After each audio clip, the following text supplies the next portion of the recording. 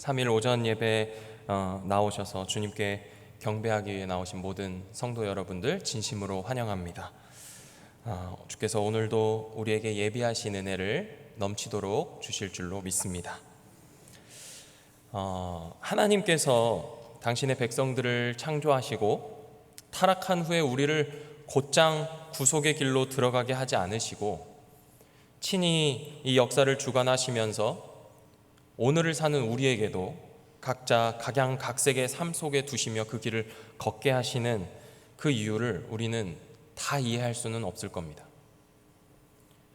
그러나 이 보잘것없는 인생 여정들을 하나님의 거대한 구속의 드라마에서 사용하기로 하나님이 작정하신 겁니다. 저와 여러분 마음속 깊은 곳에서 이 하나님의 구원 사역에 참여하게 하셨다 하는 이 은혜가 새로워지기를 소망합니다. 그러나 사실 우리는 이 인생이라고 하는 긴 여정, 우리 앞에 놓여 있고 또 우리 성도님들이 살아오셨던 그 긴 세월, 그 긴 세월을 살아낼 힘이 없어서 괴로울 때가 많습니다. 그래서 아마 사도 바울은 빌립보에 보내는 편지에서 이렇게 얘기하고 있는지 모르겠어요. 내가 차라리 세상을 떠나서 그리스도와 함께 있는 것이 훨씬 좋은 일이라 그렇게 하고 싶으나 내가 육신으로 있는 것이 너희를 위하여 더 유익하니라. 바울조차도 고통스러운 인생보다 세상을 떠나 그리스도와 있는 것이 좋은 일이라 생각하고 그렇게 말을 하고 있는 것이죠. 사실 세상살이가 마냥 즐겁기만 한 것은 아닌 것 같습니다. 우리는 고통을 마주했을 때 현실적인 문제와 어려움 앞에서 종말을 더 간절히 원하죠. 개인적인 종말뿐 아니라 빨리 우리 주님이 오셨으면 좋겠다 하는 그 종말, 그것을 우리는 원합니다. 그래서였을까요? 예수님 당시 유대인들에게 메시아 대망 사상이 극에 달했던 때였습니다. 로마의 압제 속에서 정치적으로 억압받고 있을 뿐만 아니라 경제적으로도 납세와 조공이라는 수탈의 시기를 보내야 했기 때문입니다. 다행히 로마가 다양한 종교들을 다 인정해주고 포용하는 정책을 펼쳤기 때문에 그들 나름의 종교와 문화들은 유지할 수 있었습니다. 그러나 그것에 안도했을 뿐 그 외에 달리 그들이 할 수 있는 일들은 없었어요. 메시아 대망 사상은 다른 말로 하면 종말 대망 사상입니다. 메시아가 오시면 모든 압제로부터 해방되어 영원한 다윗의 왕조를 수립하리라 하는 그들의 소망이 담긴 사상이었죠. 유대인들이 예수님의 출현에 열광했던 이유가 바로 여기 있었습니다. 그런데 유대인들에게 있어서 그 종말의 징조가 하나 있었어요. 그것은 메시아가 오시기 전에 엘리야가 반드시 나타나야 한다는 그 예언의 성취, 그게 종말의 징조였습니다. 엘리야가 메시아의 오실 길을 예비하기 위해서 그들의 백성들을 아버지께로 돌이키고 그 백성들을 준비시키는 일을 하실 것이다 라고 생각했습니다. 구약의 마지막 성경이 뭐죠? 구약의 마지막 성경? 말라기입니다. 말라기에 이런 내용이 있어요. 보라, 내가 내 사자를 보내리니 그가 내 앞에서 길을 준비할 것이요 또 너희가 구하는 바 주가 갑자기 그의 성전에 임하시리니 곧 너희가 사모하는 바 언약의 사자가 임할 것이라. 선지자 말라기는 이 주의 사자가 누구인지 4장에 가서 밝힙니다. 보라, 여호와의 크고 두려운 날이 이르기 전에 내가 선지자 엘리야를 너희에게 보내리니. 그리고 말라기는 회개를 촉구하며 자신의 이 글을 마칩니다. 유대인들은 종말을 대망하면서 그 징조로서 오실 엘리야를 기다리고 있었어요. 민족의 회개가 일어날 것이라는 것을 기대하고 있던 것이죠. 오늘 본문에 그 엘리야가 등장합니다. 바로 예수님과 대화하는 존재로 모세와 함께 나타났죠. 의미심장한 일이 아닐 수 없습니다. 앞에서 말씀드린 대로 당시에 이런 분위기, 종말을 기다리고 억압으로부터 벗어나기를 간절히 바라고 있던 유대인들의 그 분위기 속에서 지금 엘리야가 등장했다 하는 이 본문을 우리는 쉽게 그냥 지나갈 수 없는 것이죠. 오늘 저와 여러분 모두가 우리 구주 예수님이 참된 메시아시라는 사실에 기초해서 이 마지막 때를 믿음으로 살기로 결단하는 시간 되기를 소망합니다. 오늘 우리가 읽은 본문 말씀, 우리가 읽은 이 본문 말씀은 예수님께서 죽음과 부활을 예고하시는 두 번의 예고 사이에 끼어 있는 본문이에요. 마태복음 17장 전체를 이렇게 훑어 읽다 보면은 단락이 여러 개로 나눠져 있어서 한 줄기를 가지고 읽기가 쉽지 않습니다. 그런데 이 마태복음은 마태가 기록하고 있는 특징을 미루어 짐작해 보건대 큰 주제들을 이렇게 묶어서 기록하고 있는 걸 알 수 있어요. 대표적으로 우리가 5장에서 7장을 산상수훈이다 라고 말하고 예수님의 비유들이 13장에 이렇게 한데 묶여 있는 것을 볼 수 있죠. 그런 것처럼 이 마태복음 17장도 이 이후의 이야기들과 어떤 한 스토리로 묶여 있다는 것을 우리는 알 수 있습니다. 이 17장은 일종의 분기점 역할을 하고 있는데 17장 이후부터는요, 그 관심사가 본격적으로 천국에 집중되고 있다는 것을 알 수 있어요. 근데 오늘 이 17장은 천국보다는 이 땅을 살아가는 사람들의 모습, 이 땅을 어떻게 믿음으로 살 것인가 하느냐에 집중하고 있다는 것도 우리는 알 수 있습니다. 이 17장은 예수님의 부활 예고, 16장에서 살펴봤던 부활 예고, 그 다음에 17장 안에 있는 부활 예고라고 하는 이 두 산봉우리에 둘러싸여 있는 분지 같은 모습을 하고 있습니다. 잘 그림이 안 그려지실 수 있는데 우리 이 서울을 한번 생각해 보시면 돼요. 서울 종로를 중심으로 위에 북한산이 있고 아래 남산이 있죠. 그리고 그 안에 청계천이 흘러갑니다. 이 17장이 이런 분지의 모습을 하고 있어요. 앞에 16장에 있는 부활 예고 북한산, 그리고 17장 중반 이후에 있는 부활 예고 남산, 그리고 그 안에 우리가 읽은 1절부터 13절과 14절부터 이하에 나오는 그 귀신 들린 아이의 이야기, 이게 분지를 형성하고 있어요. 그리고 그 안에 실개천같이 청계천이 흘러나오는데 그 말씀이 24절부터 27절입니다. 우리가 이 먼저 분지 내부로 들어가기에 앞서서 우리는 산봉우리를 넘어가야 돼요. 산봉우리 두 개를 먼저 관찰해 보면 16장 21에서 28절은 길고 17장 22에서 23절은 짧다는 것을 알 수 있어요. 내용에서도 차이가 있습니다. 앞선 첫 번째 예고 사건에서는 베드로가 강하게 항변하는 장면이 길게 기록되어 있습니다. 근데 이 뒤에 있는 두 번째 예고에는 제자들이 근심하였더라 하는 것으로 끝나죠. 이 중간을 지나오면서 제자들 안에서 뭔가 변화가 일어났다는 것을 짐작하게 합니다. 그럼 이제 분지 안으로 한번 들어가 보겠습니다. 분지 안에는 크게 두 가지가 있어요. 두 이야기가 있어요.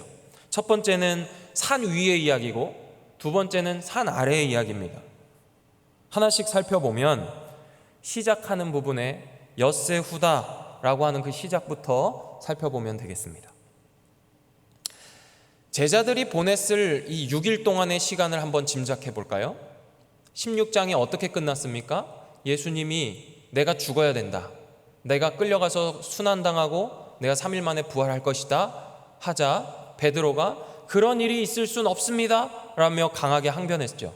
그리고 예수님께서 베드로에게 사탄아 내 뒤로 물러가라 하시며 꾸짖으시는 장면으로 끝이 났습니다. 제자들 마음속에 어떤 생각이 있었겠습니까? 자신들이 거의 1년 넘는, 거의 2년 다 되는 이 시간을 예수님과 동행했는데 이가 죽겠다 하니 그들은 복잡 미묘한 생각이 들었을 겁니다. 주께서 죽으시겠다는 말을 듣고 마음 편히 지냈을 제자가 어디 있겠어요? 그리고 예수님께서는 그 6일이 지난 후에 제자들 가운데 3명을 취하셔서 산으로 올라가십니다. 근데 그냥 산이 아니에요. 높은 산이에요. 그 산이 무슨 산인지는 중요하지 않습니다. 그 산이 높은 산인 게 중요해요. 그런데 성경은 높은 산이다 이야기할 때 그 산의 고도에 관심을 두지 않습니다. 그 산이 높은 산인 이유는 그 산에 하나님이 임재하셨기 때문이에요. 높은 산은 뭔가 심상치 않은 일이 일어나는 산을 일컫습니다. 그 산에서 어떤 일이 일어났나요? 예수님이 모세와 엘리야를 만나셨어요. 모세와 엘리야는요, 산의 사람입니다. 출애굽기 19장 20절을 보면 여호와께서 시내 산 곧 그 산 꼭대기에 강림하시고 모세를 그리로 부르시니 모세가 올라가매. 엘리야도 마찬가지입니다. 갈멜산 꼭대기로 올라가 기도합니다. 열왕기상 18장 42절에 보니까 아합이 먹고 마시러 올라가니라. 엘리야가 갈멜산 꼭대기로 올라가서 땅에 꿇어 엎드려 그의 얼굴을 무릎 사이에 넣고. 무엇을 위해 기도했나요? 가뭄이 그칠 것을 기다리고 있는 엘리야의 모습 아닙니까? 예수님의 제자 세 사람은 높은 산에서 하늘의 영광을 맛보는 진기한 경험을 하게 되었습니다. 그동안 그들의 근심과 걱정이 사라져버리는 놀라운 경험이었어요. 산 위에서 어떤 일이 일어났냐면 예수님이 변형하셨습니다. 이 변형하셨다라는 말은요, 단순히 외적인 변형만이 아니라 내적인 변형도 함께 의미하고 있습니다. 먼저 예수님은 외적으로 광채를 뿜어내셨습니다. 마가에 의하면 세상에서 빨래하는 자가 희게 할 수 없을 만큼 하얘지셨다, 흰 빛이 났다라고 얘기해요. 얼마나 밝고 흰색이었는지 그것을 과장되게 일컫는 말이 아니에요.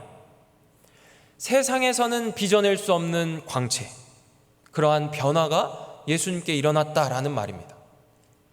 사람이 인위적으로 만들어낼 수 없는 변화라는 것을 증언하는 것이죠.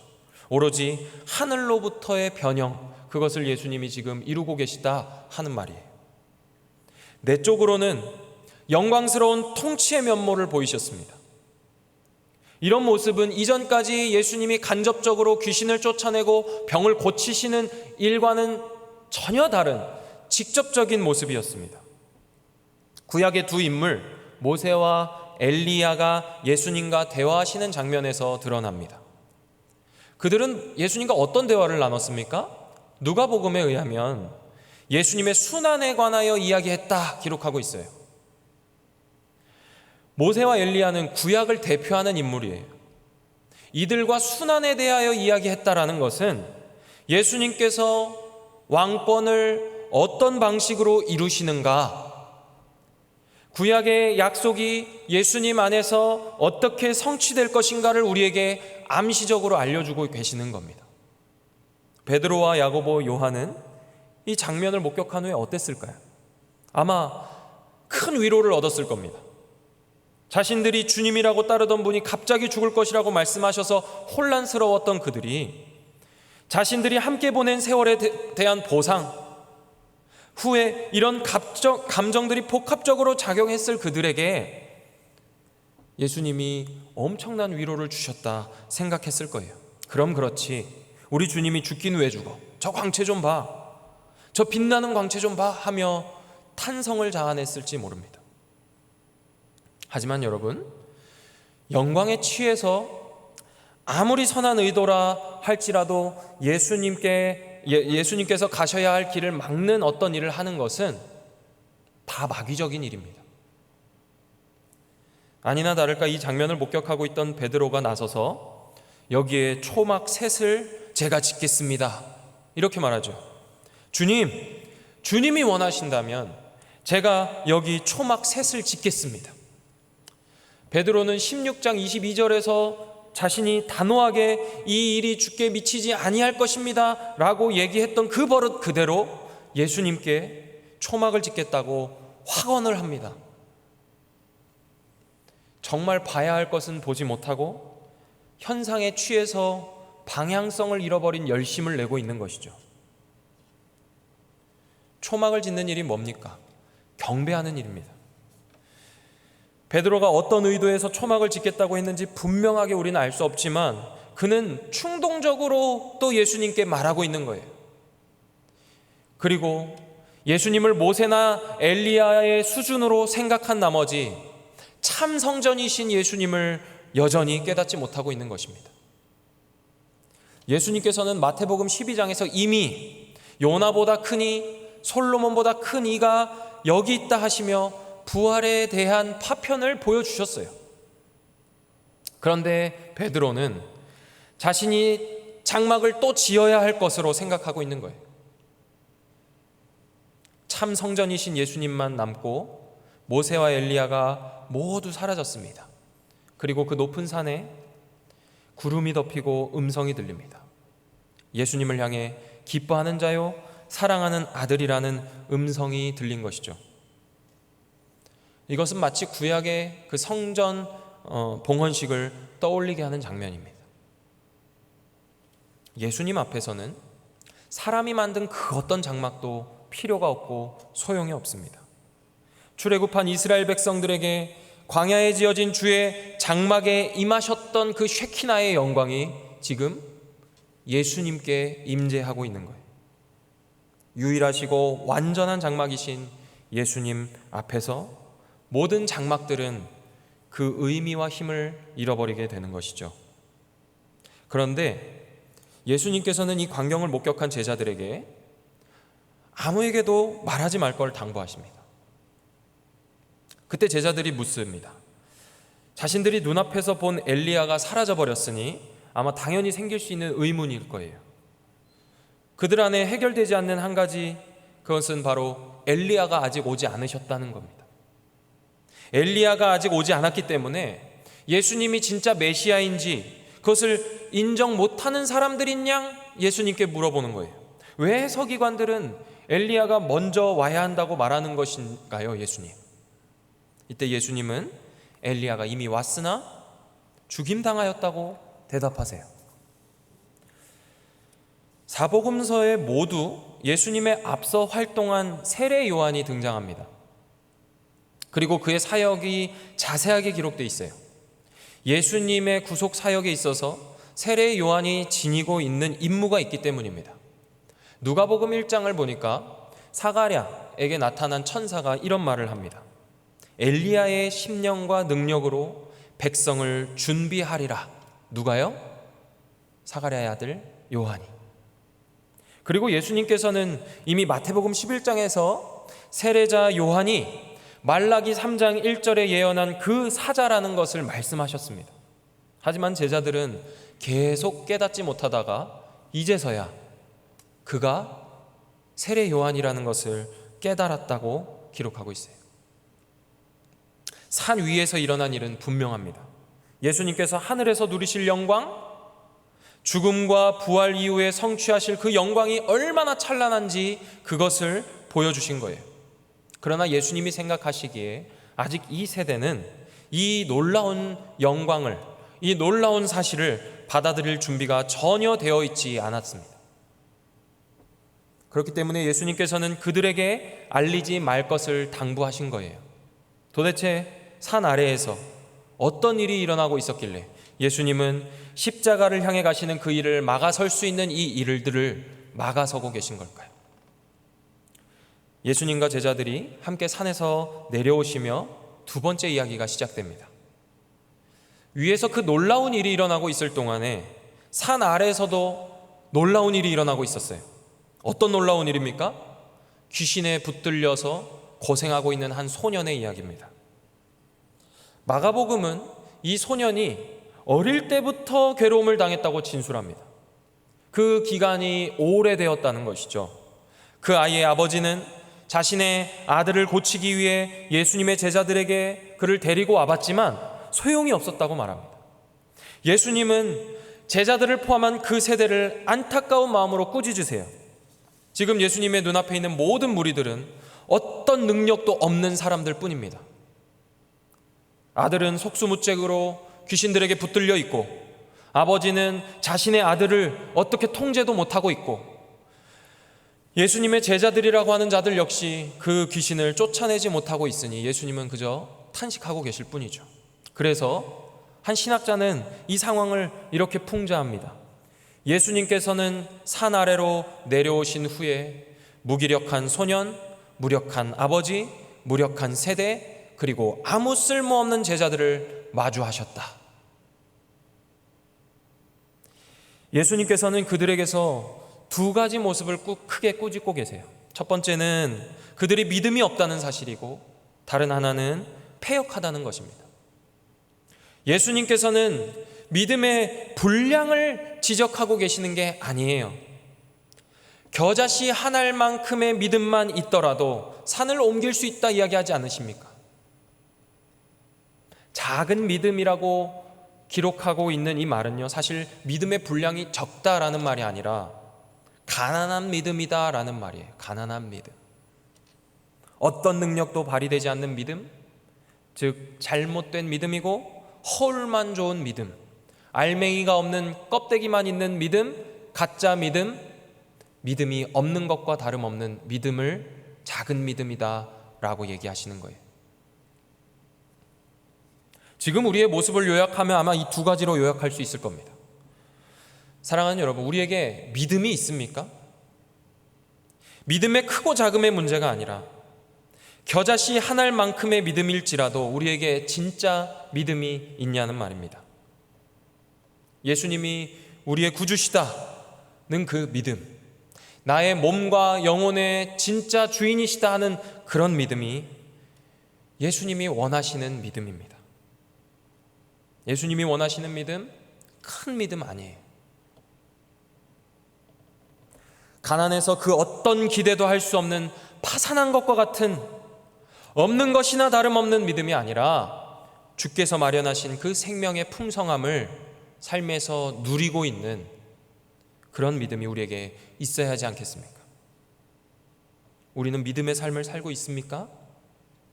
예수님께서 지속적으로 하셨던 이 땅에서의 사역은 너희의 그 믿음을 살아라 하는 가르침이었어요. 예수님께서 산 아래에서의 삶의 유일한 방법으로 믿음을 가르쳐주고 계시는 거죠. 두 번째 꾸지람은 무엇이었나요? 우리는 패역한 세대 속에 속한 사람들이에요. 패역하다는 말은 왜곡되었다는 말입니다. 우리는 모든 것을 왜곡한 시대에 살고 있습니다. 지금 이 귀신에게 붙들려 있는 이 소년의 모습을 한번 보십시오. 질서가 무너지고 무엇이 옳은 것인지 분별하기를 거부하는 것을 지금 묘사하고 있는 거예요. 불에도 넘어지고 물에도 넘어진다고 합니다. 사람의 삶의 터전의 붕괴를 의미해요. 하나님은 태초에 천지를 창조하신 후에 사람을 지으시고 어디에 두셨습니까? 땅에 두셨습니다. 근데 이 땅에 둔 사람을 지금 귀신은 물 속에 던지고 불 속에 던지고 있는 거예요. 창조 질서를 무너뜨리고 있고 삶의 터전을 무너뜨리고 있는 겁니다. 모든 질서를 파괴하는 것이고 터전을 뒤집어 버리는 일을 지금 이 귀신이 하고 있는 거예요. 여러분, 우리들의 삶을 돌아보십시오. 어떻습니까? 거꾸로 흘러가는 일들이 얼마나 많이 있습니까? 권위가 뒤집히고 아이들이 어른들의 지도를 받기를 꺼려하는 시대 아닙니까? 사람을 살리기 위한 제도와 장치들은 제대로 작동되고 있는지조차 우리를 의심하게 만들고 있습니다. 왜곡이라는 말은 교묘히 비틀어 속이는 것을 의미해요. 세상은 교묘히 저와 여러분을 속입니다. 어떤 방식으로 교묘하게 우리를 속이나요? 돈, 술, 흡연, 성, 명예, 출세, 권력, 이런 것들을 다 가치 중립적인 것이라고 우리에게 선동합니다. 이것은 악하다 선하다 말할 수 없다는 것이죠. 그것을 선용하기만 하면, 잘 활용하면 우리에게 덕이 된다고, 유익이 된다고 가르칩니다. 그러나 여러분, 우린 좀 솔직해져야 돼요. 돈 앞에서 우리는 굴복할 수밖에 없는 사람이라는 걸 우리 인정해야 됩니다.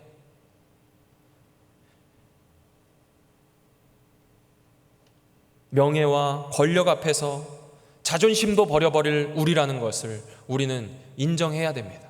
그것을 인정할 때 주님이 우리의 능력이 되시는 거예요. 학업과 출세는 나의 소관이고 신앙과 구원은 하나님께 있다 하며 우리가 우리의 자녀들을 가르치고 있지 않습니까? 하나님을 왜곡하는 일이에요. 첫사람 아담과 하와에게 찾아온 뱀의 유혹이 이랬어요. 이 세상 어느 한 구석, 나의 마음의 어느 한 켠이라도 하나님 없는 공간을 만들어내는 것, 그것이 죄의 출발이에요. 거기에는 믿음이 없고 생명이 없고 어떤 능력도 나타날 수 없습니다. 예수님의 이 꾸중이 오늘 우리에게도 동일하게 울리고 있습니다. 이제 우리는 부활 예고라는 두 번째 산봉우리를 지나 분지로부터 흘러나오고 있는 청계천과 같은 한 강을 만나게 됩니다. 그 강은 우리에게 이 분지 안에서 믿음으로 어떻게 살 수 있는지 그 삶을 우리에게 보여주고 있습니다. 24절이죠. 배경은 가버나움이에요. 이스라엘의 지도를 이렇게 펼쳐놓고 성경을 같이 이렇게 놓고 보다 보면요, 가이사랴 빌립보, 아까 16장에 있던 이야기의 배경이 되는 가이사랴 빌립보로부터 이 가버나움이 좀 남쪽에 있다는 걸 알 수 있어요. 점차 예루살렘을 향하여 가고 계시는 거죠. 이 가버나움은 갈릴리 호수 근처에 있는 도시입니다. 이곳에서 쉽게 이해가 되지 않는 대화가 오고 가고 있어요. 성전세에 대한 대화죠. 성전세의 기원에 대한 여러 가지 견해가 있습니다. 어떤 사람들은 구약에 있는 그 하나님의 납세로부터 기인한 이야기다 하는 주장이 있고, 또 다른 이야기는 로마 제국의 납세 정책의 일환으로서의 성전세다라는 이야기가 있습니다. 그것은 중요하지 않습니다. 이 성전세가 어떻게 쓰였느냐 하는 거예요. 성전세는요, 유대인들의 헤롯 성전을 보수하는 일에도 쓰였지만 로마 제국의 각종 신전들을 보수하는 일에도 쓰였습니다. 다시 말해서 신전 보수 비용이, 마태복음 17장 25절과 26절을 우리 각자 성경을 보시면서 한번 같이 읽어보겠습니다. 마태복음 17장 25절과 26절입니다. 시작. 이르되 내신다 하고 집에 들어가니 예수께서 먼저 이르시되 시몬아 내 생각은 어떠하냐? 세상 임금들이 누구에게 관세와 국세를 받느냐? 자기 아들에게냐 타인에게냐? 베드로가 이르되 타인에게니이다. 예수께서 이르시되 그렇다면 아들들은 세를 면하리라. 임금들은 당연히 세금의 의무를 자신의 가족이 아니라 타인, 넓게는 피정복지의 시민들일 테고 좁게는 왕족을 제외한 모든 사람들을 얘기할 겁니다. 임금들은 납세의 의무를 그런 사람들에게 지우는 것이 당연한 일이에요. 그것이 일반적인 것입니다. 예수님께서 베드로에게 말씀하시는 것은 임금들은 자신의 아들이 아닌 자들에게 세금을 거둔다라는 말을 지금 하고 계시는 거예요. 자연스럽게 아들들은 세금을 면제받는다라는 뜻이겠죠. 근데 예수님께서 지금 기적을 통해서 자신과 베드로의 세금을 내고 계시는 거예요. 표면적 이유는 그들이 실족하지 않게 하기 위해서 그러신다 말씀하셨지만, 이면적 이유는 아직 하나님 나라의 통치가, 하나님 나라 통치의 가시적인 실현의 때가 아니기 때문에 이 일을 하신다 말씀하시는 거예요. 예수님께서는 군림하시는 왕이 아니기 때문에, 그는 반드시 십자가에 못 박히시고 부활하셔야 하기 때문에 그때를 진정한 통치자로서의 등극의 시기로 생각하셨기 때문에 지금 세금을 바치고 계시는 거예요. 그 일이 일어나기 전까지 철저하게 자기를 숨기는 일을 계속 하고 계시는 거죠. 예수님은 당신이 참 성전 되시는 것과 진정한 왕으로서 자신에게 속한 모든 자들에게 모든 것을 나누시는 분이라는 그 사실을 지금 우리에게 가르쳐주고 계시며 그 일을 숨기고 계시는 겁니다. 그때를 견디고 그때를 기다리고 인내해야 된다는 거죠. 믿음의 삶이라고 할 때 우리는 정말 예수님 말씀하신 대로 산을 옮기는 어떤 대단한 일을 생각합니다. 믿음으로 거대한 유혹을 격파하고 승리하는 그런 일을 생각해요. 그런데 사실 믿음으로 사는 일은 굉장히 작아 보이는 일부터 시작합니다. 그냥 사는 거예요.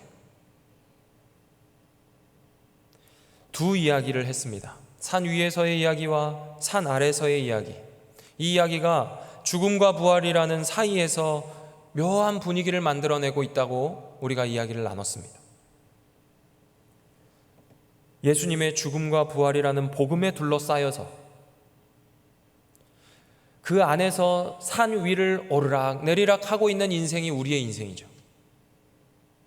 산 위에서 하나님의 영광을 맛보아 안 사람들이지만 반드시 산 아래로 내려와서 믿음이 없는 세대, 패역한 세대를 살아야 하는 우리의 모습이 지금 이 분지 안에 살고 있는 우리들의 모습과 같습니다. 근데 여러분, 우리가 살아야 할 곳은